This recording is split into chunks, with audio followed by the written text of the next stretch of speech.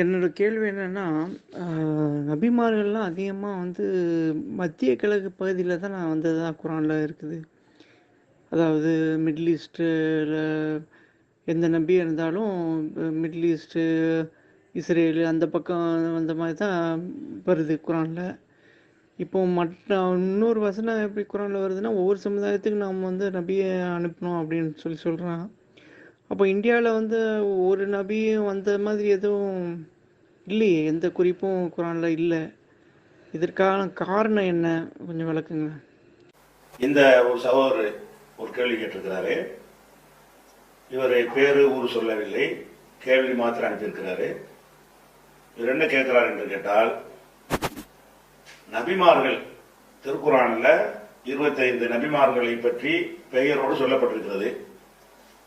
இந்த நபிமார்களை எடுத்துக்கொண்டால் இவர்கள் அனைவருமே மத்திய கிழக்கு பகுதியைச் சேர்ந்தவர்களாகத்தான் இருக்கிறார்கள்.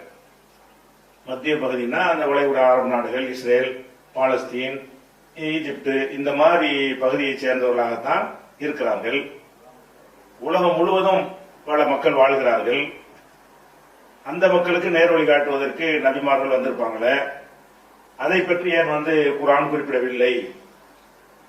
அல்லது மத்திய கிழக்கில் மட்டும்தான் நபிமார்கள் வந்தார்களா என்பதுதான் இந்த சகோதரருடைய கேள்வி.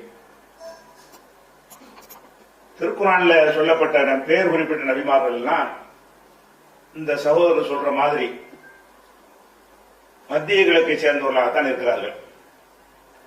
அந்த நபிமார்கள் யாரும் இந்தியாவை சேர்ந்தவர்களாகவோ, பாகிஸ்தானை சேர்ந்தவர்களாகவோ, பங்களாதேஷ் பகுதியை சேர்ந்தவர்களாகவோ, ரஷ்யா, சீனா போன்ற நாடுகளை சேர்ந்தவர்களாகவோ அப்படி எல்லாம் அந்த நபிமார்கள் ஒருவருமே இல்லை.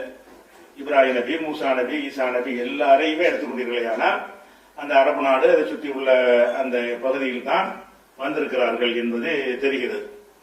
அப்ப இதுல எதுக்கு இதை கேட்கிறாங்கன்னா, கூடுதல் விவரத்துக்காக தான் இந்த கேள்வியை கேட்கிறாங்க. முஸ்லீம் அல்லாத மக்களும் கூட இந்த கேள்வியை பல சபைகள்ல நம்ம கேட்டிருக்கிறாங்க.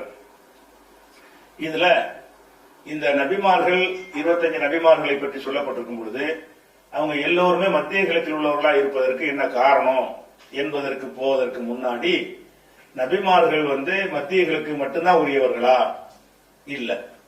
ஏன்னு கேட்டா அல்லாஹ் குர்ஆன்ல என்ன சொல்லி காட்டுறான்னு கேட்டா, இம்மின் உம்மத்தின் இல்லா ஹலாபிஹா நதீர், அதாவது இன்னா அர்சல்நாக பில் ஹக்கி பஷீரம் வ நதீரா, முகமது உங்களை இந்த மக்களுக்கு எச்சரிப்பவராகவும் நற்செய்தி சொல்பவராகவும் நம்ம அனுப்பி இருக்கிறோம். இம்மின் உம்மத்தின் எந்த ஒரு சமுதாயமாக இருந்தாலும் இல்லா ஹலாபிஹா நதீர், அதுல எச்சரிப்பவர் வராமல் இருந்ததில்லை. எந்த ஒரு சமுதாயமா இருந்தாலும் அவங்களுக்கு இதுதான் உண்மை, இதான் சத்தியம் என்று சொல்லக்கூடிய இறைவன் புறத்திலிருந்து எச்சரிக்கை செய்யக்கூடியவர்கள் வராமல் இருந்ததில்லை அப்படின்னு அல்லாஹ் சொல்லி காட்டுறான். அப்ப இந்த இந்தியா பெரிய அரபு நாடுகள் எல்லாம் விட அதிக மக்கள் தொகை நம்ம நாட்டில், சீனாவுல எல்லாம் இருக்கிறது. இந்த மாதிரி மக்களுக்கு நேர்வழி காட்டுவதற்கு எச்சரிப்பாளர்கள் இல்லாம இருப்பாங்களா? பேசிக்கா அந்த அடிப்படையில் எடுத்துக்கிட்டீங்கன்னா எல்லாத்துக்கும் தான் வந்திருக்கிறாங்க. அந்த எச்சரிப்பாளர் கூட ஒரு 2 வகை இருக்கிறது. ஒன்று, அந்த நபிமார்களே எச்சரிக்குதல் ஒண்ணு. அடுத்தது, அந்த நபிமார்கள் போன பிறகு அந்த நபிமாருடைய வழியில அந்த செய்திகள் கண்டினியூவா வந்துகிட்டே இருக்கும். இப்ப நமக்கெல்லாம் வருதுல, நமக்கு ரசூல் ஸல்லல்லாஹு அலைஹி வஸல்லம் வரல, ஆனால் அவங்க சொன்ன செய்தி இன்னைக்கு வருது. இப்படியாவது ஒரு எச்சரிக்கை கூடியவர்கள் வந்திருப்பார்கள். ஒன்று நேரடியாக நபி வந்திருப்பார்கள், இல்லைன்னா நபியுடைய போதனைகளுடைய தொடர்ச்சி அந்த மக்களுக்கு இருக்கும். ஓரளவு மக்காவுடைய மக்களை கூட அப்படி எடுத்துக்கொள்ளலாம். ரசூல் ஸல்லல்லாஹு அலைஹி வஸல்லம் காலத்திற்கு முன்னாடி அந்த பகுதியில இப்ராஹிம் நபி, இஸ்மாயில் நபி வந்தாங்க. அதுக்கு பிறகு யார் அந்த சமுதாயத்துக்கு என்ன செய்யல, வரல. இப்ராஹிம் நபியுடைய சமுதாயம் என்றுதான் அவர்கள் தங்களை சொல்லிக் கொண்டார்கள். அப்படின்னா வரலன்னு சொன்னா இப்ராஹிம் நபியுடைய போதனையை அவர்களுக்கு வராமல் இருக்கவில்லை. அவர் இப்ராஹிம் நபிக்கு பிறகு நபி வராட்டாலும் இப்ராஹிம் நபியுடைய அந்த போதனை ஓரளவுக்கு வாழடி வாழையாக அந்த மக்கள்கிட்ட இருக்கிறது. ரசூல் ஸல்லல்லாஹு அலைஹி வஸல்லம் என்ன செஞ்சாங்கன்னா, ஒரு 10 காரியங்கள் இப்ராஹிம் நபி வழிமுறையாக இன்னைக்கு வரைக்கும் இயற்கையாக இருக்கிறது, இந்த மக்கள்கிட்ட இன்னும் தொடர்ந்து தொண்டு வருகிறது என்று சொன்னார்கள். அதே மாதிரி அல்லாஹ் இறைவனுக்கு அல்லாஹ் இப்ராஹிம் நபி காலத்தில் அவங்க இந்த பாஷையில சொன்னாங்களோ அதன் தொடர்ச்சியாக ஒரு இறைவன் தான், இறைவன் தான் நம்ம வணங்கணும், இறைவன் தான் படைச்சவன், இறைவன் தான் உணவளிப்பவன் என்கிற ஒரு கொள்கையும் அந்த மக்கள்கிட்ட இருந்தது. அதோட சேர்த்து இணையம் கற்பிச்சுக்கிட்டாங்க. அப்ப அவங்களுக்கு எச்சரிக்கை செய்யக்கூடிய இருந்தார். இன்னும் சொல்ல போனால் நபிகள் நாயகம் ஸல்லல்லாஹு அலைஹி வஸல்லம் காலத்துக்கு முன்னாடி சயீது இப்னு ஸைத் என்ற ஒருத்தர் என்ன செய்யறாரு, தௌஹீதுக்காக அப்படி பாடுபடுறார். இந்த சிலைகளை வணங்கக்கூடாது, இவங்களை நீங்களா உண்டாக்கிட்டா வணங்குறீங்க, அல்லாஹ் பேர் சொல்லி அருங்கடா, எதுக்கு சாமி பேர்ல இருக்கிறீங்க என்றெல்லாம் நபிகள் நாயகத்துக்கு முன்னாடி, நபிகள் நாயகம் காலத்துல அவங்க நபி ஆகுறதுக்கு முன்னாடி அந்த ஊர்ல புரட்சி செஞ்சவர் யாருன்னு கேட்டா இந்த ஒரு சயீது இப்னு ஸைத்ங்கிற ஒரு சஹாபி இல்ல, அவர் ஒரு நபிகள் நாயகத்துக்கு முந்தின ஒரு ஏகத்துவவாதி. அப்படி எல்லாம் இருந்திருக்கும் பொழுது எச்சரிக்கை செய்யறவங்க இருப்பாங்க என்பது ரெண்டு வகையில் இருக்கும். ஒன்னு நபிமார்களே வந்து எச்சரிக்கை செய்வார்கள், அல்லது நபி ரசூலுல்லாஹ்வுடைய காலத்தில் சொல்லும்போது கூட துன்திர கௌமன் மா உன்சிர ஆபாவும், நபியே நீங்கள் வந்து இந்த மக்களை எச்சரிக்கை செய்வதற்கு வந்திருக்கிறீர்கள், இவங்களுடைய முன்னோர்கள் எச்சரிக்கப்படவில்லை, டைரக்டா நபிமார்கள் மூலமாக எச்சரிக்கை செய்யப்படல அப்படின்னு கூட அல்லாஹ் சொல்லி காட்டுறான். அப்ப எச்சரிக்கை செய்பவர் வந்து இரு வகையில் இருப்பார்கள். அந்த இரண்டில் ஒரு எச்சரிக்கையாளர் வருவார். முதல்ல நபி வரணும், நபிக்கு அப்புறம் 2-3 தலைமுறைக்கு என்ன செய்யும் கேட்டா அந்த நபியுடைய போதனை வந்துகிட்டே இருக்கும். அது நாசமா போய் அழிச்சு போவாங்களா, அப்புறம் ஒரு நபி வருவாரு. அவர் சொன்ன பிறகு அவருக்கு பிறகு என்ன செய்யும்னா கொஞ்ச நாளைக்கு அந்த அதை பத்தின ஒரு நாலேஜ் மக்கள்கிட்ட இருந்து கொண்டே இருக்கும். இப்படியான முறையில ஒன்னு நபி வருவாங்க, அல்ல நபியுடைய அந்த மெசேஜுக்கு எவ்வளவு காலத்துக்கு உயிர் இருக்குமோ அது வரைக்கும் அதை சொல்லி எச்சரிக்கக்கூடியவர்கள் இருப்பார்கள். அப்ப இப்படி இருக்கும் பொழுது இப்ப இங்க எச்சரிப்பை இந்தியாவுக்கோ சைனாவுக்கோ ரஷ்யாவுக்கோ இது மாதிரி உலகத்தின் பல பகுதிகளுக்கெல்லாம் எச்சரிக்கை செய்பவர் வந்திருந்தா அவங்க எல்லாம் யாரு என்பது அந்த கேள்வியில இருக்குது. அடுத்ததாக வந்து 67வது அத்தியாயத்துல 9வது வசனம், அதுல எல்லாம் என்ன சொல்றான்னு கேட்டா நரகத்துல ஒவ்வொரு கூட்டத்தாரும் தூக்கி போடப்படுவார்கள். நரகத்துல போடப்படுறவங்க மத்திய கிழக்கு ஆளுக மட்டும் கிடையாது, எல்லாருமே எல்லா தீயவர்களும் அந்த நரகத்துல தூக்கி போடும் பொழுது நரகத்தினுடைய காவலர்கள் இருக்காங்க இல்லையா, அவங்க கேட்பாங்களாம். என்ன கேட்பாங்க, அலம் ஏத்திக்கும் நதீர், உங்களுக்கு எச்சரிக்கை செய்யறால் வரவில்லையா? அப்ப நபி வந்திருப்பால, நபியுடைய வழியில எச்சரிக்கை செய்யக்கூடியவர்கள் வந்திருப்பாங்க. அப்ப அந்த மக்கள்கிட்ட கேட்பாங்க, ஏன்டா இப்படி வந்து நரகத்துக்கு போற காரியத்தை செஞ்சுட்டு வந்து நிக்கிறீங்களே, உங்களுக்கு இதெல்லாம் தவறுன்னு சொல்வதற்கு எச்சரிக்கை செய்யறால் வரவில்லையா? அப்ப அலம் ஏத்திக்கும் நதீர், உங்களுக்கு எச்சரிக்கை செய்வார் வரவில்லையா அப்படின்னு கேட்பாங்க. கேட்ட உடனே அந்த மக்கள் என்ன செய்வாங்கன்னு கேட்டா ஆலு, அவங்க சொல்லுவாங்க, பலா ஆமா, அது ஜானா நதீர், எங்களுக்கு எச்சரிக்கை செய்வோர் நிச்சயமாக வந்தார்கள். கருதப்படா நாங்க தான் நம்ப மறுத்துட்டோம். குல்னா மானசல்லாஹு மின் ஷைஇன், அல்லாஹ் எந்த ஒன்றையும் இறக்கி அருளவில்லை என்று நாங்க தான் சொன்னோம். நபியெல்லாம் வராம இருக்கல, எச்சரிக்கை செய்யப்படலாம் வராம இருக்கலன்னு சொல்வார்கள். அப்ப இந்த 67-9 வசனம் என்ன சொல்லுதுன்னு கேட்டா நபிகள் நாயகம் ஸல்லல்லாஹு அலைஹி வஸல்லம் காலத்திற்கு முன்னாடி உலகத்தின் எல்லா பகுதிகளுக்கும் மனிதர்கள் வாழ்கிற பகுதிகளுக்கெல்லாம் எந்த ஒரு கூட்டமாக இருந்தாலும் அவங்களுக்கு எச்சரிக்கை செய்பவர் வந்தே இருக்கிறார் என்று இருக்குது. அதே மாதிரி வந்து நரகத்துல போடும்போது இன்னொரு வசனத்தில் 6வது அத்தியாயத்துல 130வது வசனத்தில் அல்லாஹ் கூப்பிட்டு சொல்லுவான், யா மாஷரல் ஜின்னி வல் இன்சி, மனித ஜின் இனத்தவர்களே, அலம் ஏத்திக்கும் ருசுலும் மின்கும், உங்களிலிருந்து தூதர்கள் உங்களுக்கு வரவில்லையா? மனிதர்களுக்கு மனிதர்களில் இருந்தும் ஜின்களுக்கு ஜின்களில் இருந்தும் உங்களுக்கு தூதர் வரவில்லையா? யக்குசூன அலைக்கும் ஆயாத்தி, என்னுடைய வசனங்களை உங்களுக்கு ஓதி காட்டவில்லையா?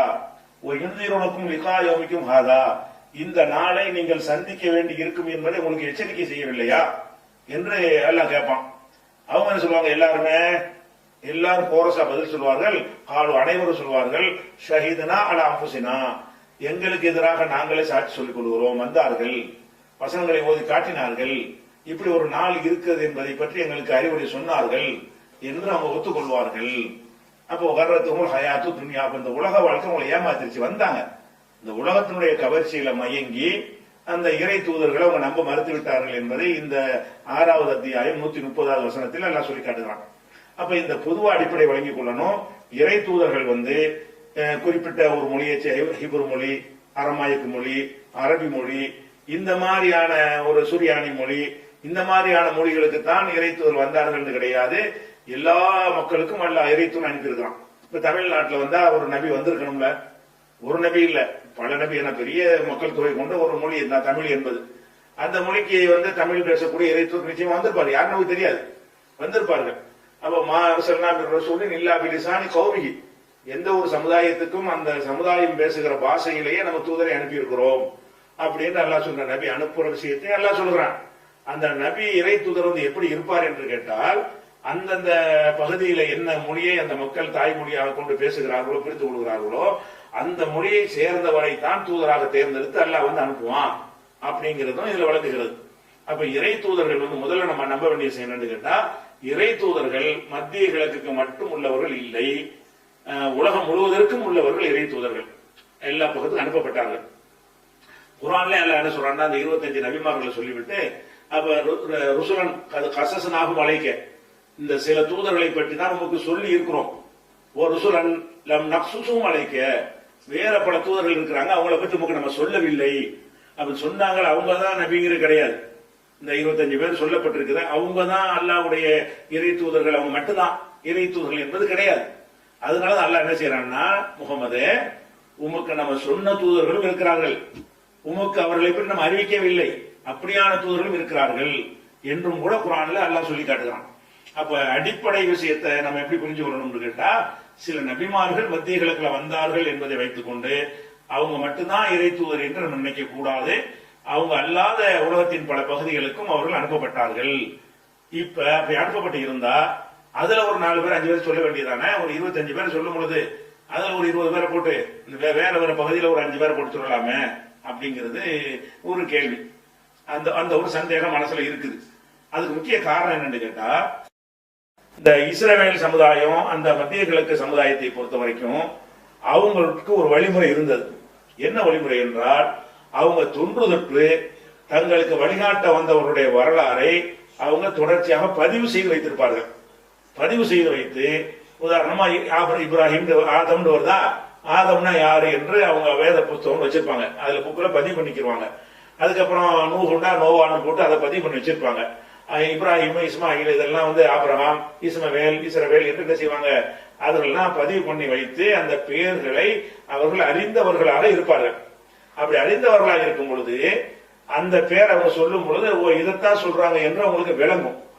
ஆனால் இந்த மத்திய கிழக்கு பகுதியை தவிர மற்ற பகுதியில் உள்ளவர்கள் அந்தந்த பகுதியில் வந்த தூதர்களை எல்லாம் ஆவணப்படுத்தி, இவர் இப்ப வந்தாரு, இவருக்கு அடுத்து அவர் வந்தார், அவருக்கு அடுத்து இவர் வந்தார் என்று சொல்லி ஏதாவது பதிவு புத்தகங்களை வைத்திருந்தார்களா? இறை தூதர் இறைவன் தூதர்கள் வருவார்கள் என்கிற ஒரு கான்செப்டாவது இவர்கள் பாதுகாத்து வைத்திருந்தார்களா? பாதுகாத்து வைக்கல. இப்ப உதாரணமா ஒரு ஆள்கிட்ட போய் பேசுவதாக இருந்தால் அவருக்கு தெரிஞ்ச ஒரு ஆளை பத்தி தான் பேசணும். அமெரிக்காவில் போய் நம்ம நின்று கொண்டு அமெரிக்காக்காரன் தெரிந்து வைத்திருக்காத அந்த புதுக்கோட்டை கந்தசாமி உங்களுக்கு தெரியுமான்னு கேட்க முடியுமா? அவனுக்கு தெரியாது. தெரியாத ஒரு விஷயத்தை பற்றி நம்ம கேட்டோம் என்று சொன்னால் அவன் திருதுன்னு முழிப்பான். யாரிடத்துல பேசுகிறோமோ அவர்கள் எதை தெரிந்து வைத்திருந்தார்கள் என்று கேட்டா, இப்ராஹிம் இஸ்மாயில் மூசா ஈசா தாவூது சுலைமான இந்த விஷயங்களை எல்லாம் அரபுகளும் தெரிந்து வைத்திருந்தார்கள். ஹிப்ரு மொழியை தாய்மொழியாக கொண்ட இஸ்ரவேல் மக்களும் அறிந்து வைத்திருந்தார்கள். அப்ப இந்த 2 மக்களும் தான் சுத்தி மத்திய கிழக்கில் அப்போது இருந்தவர்கள். அறிந்து வைத்திருக்கும் பொழுதுதான் அவர்கள் எதை அறிந்து வைத்திருக்கிறார்களோ அந்த இறை தூதர்கள் பேரை சொல்லி இவங்க எல்லாம் உங்களுக்கு ஓரிரை கொள்கை தானே சொன்னாங்க, அது ஏன் நீங்க கேட்கல, அவங்களுக்கு நல்வழியை தானே சொன்னாங்க என்று சொல்லி அதை சொல்லும் பொழுது அவனுக்கு அந்த செய்தியில ஒரு ஈர்ப்பு ஏற்படும். அவங்ககிட்ட போய்கிட்டு இந்தியாவுல நெசமா ஒரு நபி வந்திருக்கான்னு வச்சுக்கோங்க, அப்படி ஒரு நபி பேரை சொல்லி அவர் உங்களுக்கு நல்லது சொல்லலையான்னா, அப்படி ஒருத்தர் இருந்தான்னு இந்தியாக்காரனுக்கு தெரியாது. ஏன்னா பாதுகாத்து வைக்கல. அவனுக்கு போயிட்டு அவன்கிட்ட போய் சொன்ன விளக்கமா? அப்ப இறை தூதர்கள்ல இறைவன் ஒருத்தர் இருக்கிறான் என்று அந்த நம்பிக்கையை பாதுகாக்கணும். ஷிர்க் வைத்தாலும் கூட இறைவன் ஒருத்தர் இருக்கிறான் அதை பாதுகாத்தார்கள். இறைவன் தான் படைத்தவன் பாதுகாத்தார்கள். மரணத்துக்கு பிறகு ஒரு வாழ்க்கை இருக்குது என்பதை அந்த மக்கள் நினைஞ்சாங்க, பாதுகாத்து வைத்திருந்தார்கள். இந்தந்த மக்கள் எல்லாம் நமக்கு நல்வழி காட்ட வந்த மகான்கள் என்று நீங்க பைபிள் பழைய ஏற்பாடுங்கிறது அந்த குறிப்புகள். அதை எடுத்து பாத்தீங்கன்னு சொன்னா ஆதம்ல இருந்து இயேசுநாதர் வரைக்கும் உள்ள அத்தனை பேருடைய பெயர்களும் குறிப்புகளும் அதுல இடம்பெற்றிருக்கிற காட்சி நீங்க பார்க்கலாம். அப்ப இந்த பெயர்கள் அவங்களுக்கு அறிந்து இருந்தார்கள். அவங்க எதை அறிந்திருந்தார்களோ அந்த மக்கள்கிட்ட முதல்ல இந்த குர்ஆன் அருளும் போது அந்த மக்கள் அறிந்த பெயர்கள்ல யார் இறை தூதர்களா இருந்தார்களோ அவர்களை இஸ்லாம் என்ன செய்து அவர்களுக்கு எடுத்து காட்டி இந்த மாதிரிலாம் அவங்களுக்கு வந்தாங்களே என்று சொல்லுகிறது. அதை எல்லா நபியும் சொன்னாங்கன்னு சொன்னா அவன் சிரிக்குவான். இன்னும் இப்படி ஒரு ஆளை நம்ம கேள்விப்படலையம்மா.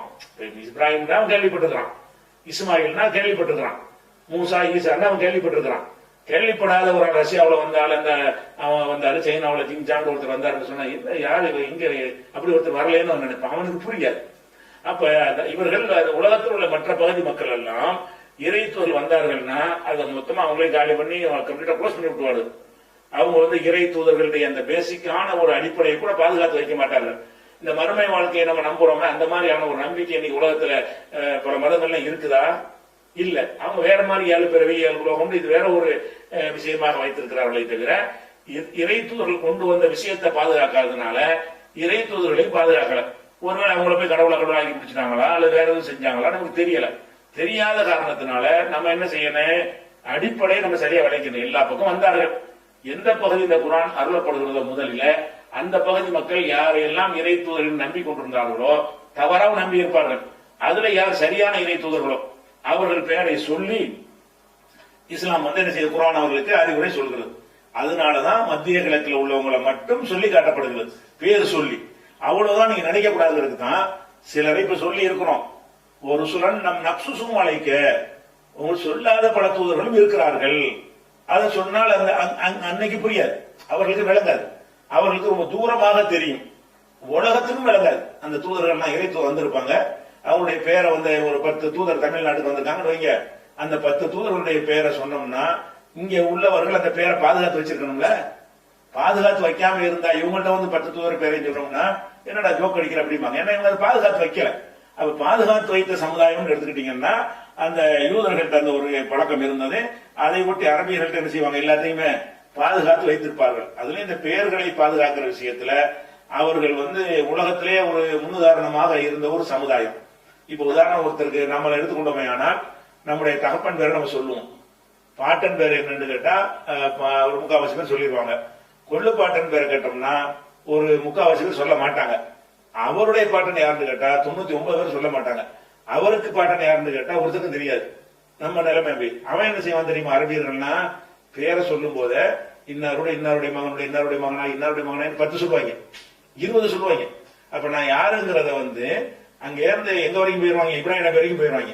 அப்படி வந்து அந்த பெயர்களை எல்லாம் பாதுகாத்து வைத்திருக்கிற அரபு சமுதாயமா இருந்ததுனால அவர்கள் அந்த பெயர்களை எல்லாம் அந்த நபிமார்களை எல்லாம் பாதுகாத்து அந்த பெயர்களை அவங்களை பத்தின குறிப்புகளை தப்புத்தமா எழுதி வச்சிருந்தாங்க. அதுவரை நபிமார்களை பத்தி சாராயம் குடிச்சதாக விசாரம் பண்ணதாக எல்லாம் அதெல்லாம் வந்து ஒரு பக்கம் எழுதி அதெல்லாம் இஸ்லாம் வந்து கடை எடுக்குது. ஆனால் அந்த குறிப்பை எழுதி வைத்திருப்பார்கள். அந்த மாதிரியான ஒரு குறிப்புகள் இல்லாததுனால மற்ற பகுதிகளுக்கு அது சொல்லப்படல. எல்லா பகுதிக்கும் இறைத்தூதர் வந்திருக்கிறார்கள். அதுக்காண்டி இந்த கேப்பை பயன்படுத்தி நுழைஞ்சுக்கிட்டு திருவள்ளுவர் நபி வந்து முப்பாட்ட முருகன் நபின்னு அப்படிலாம் கதையை விட்டுட்டு போயிடக்கூடாது. நபின்னு சொல்றாங்க அல்லாஹ் அந்த முத்திரை கொடுக்கணும். இன்னாரை நான் தூதராக நியமித்தேன். அந்த முத்திரையை கொடுக்காம அவர் என்னதான் கரெக்டான கொள்கையை சொன்னாலும் அவர் தூதராக மாட்டார். இப்ப நாம வந்து கரெக்டான கொள்கையை சொன்னா நம்ம தூதர் ஆயிடுவோமா? கரெக்டான சொன்ன கொள்கையெல்லாம் அப்படி ஏகத்துவமா இருக்கட்டும். அவர் இறை தூதர் இறைவன் நியமித்தானா அவர் அதுக்கு முந்தின தூதர் கற்று அவர் சொன்னாரான்னு தெரியாது. அப்ப ஒரு இறை தூதர் சொன்னீங்கன்னு சொன்னா அதுல நம்ம ஒரு கவனம் எடுக்கணும். எப்படி கவனம் எடுக்கணும், அவர் நீங்கள் இறை தூதர் என்று சொல்லக்கூடியவர் இறை தூதராக இல்லாவிட்டால் என்ன பதில் அல்லாட்ட சொல்லுவீங்க? ஏட்டா நான் அனுப்பாத ஒரு ஆளை என்னுடைய தூதர் எப்படின்னு சொன்னேன். நான் ஒரு தூதரா நியமிக்கலையே. அல்லாவின் மீது இட்டு கட்டுறதை விட அநியாயக்காரன் யார்? ஒமன் அல்லலமும் மிம்மன் இஃப்தரா அலல்லாஹில் கதிப. அல்லாவின் மீது பொய்யை இட்டு கட்டுபவனை விட மிகப்பெரிய அநியாயக்காரன் யார் அப்படின்னு நல்லா கேட்கிறான் குர்ஆன்ல. அப்ப அல்லாவின் மீது பொய்யை இட்டு கட்டுறாங்க. இது ஒரு ஆள் இறை தூதருக்கு குர்ஆன்ல சொல்லப்படல. நீங்களா ஒரு ஆளை பார்த்துட்டு இவர் இறைவன் தூதர் தான் சொன்னீங்கன்னா யார் உனக்கு சொன்னது? யாரு? இறைவன் சொன்னானா? நீயா இப்படி சொன்ன? அப்படி ஒண்ணு வரும். அதனால வந்து இறை தூதர் என்று யாரையும் நம்ம சொல்வதாக இருந்தால் அல்லாஹ் வந்து சொன்ன ஆட்களை மட்டும்தான் சொல்லணும். மற்றவர்கள் எல்லாம் நிறைய பகுதிக்கு வந்தார்கள், அவங்க யாருன்னு தெரியவில்லை, அது வந்து வரலாற்றில் பாதுகாக்கப்படவில்லை, அதனால வந்து அனுப்பப்படவில்லை. நீங்க விளைக்கிறாதீங்க. ஒவ்வொரு இடத்திலையும் வந்தார்கள், சொன்னார்கள், அவைகளை பாதுகாக்கப்படாமல் அணிஞ்சிட்டாங்க, மக்கள் வந்து தொலைத்து விட்டார்கள். இப்படி விளை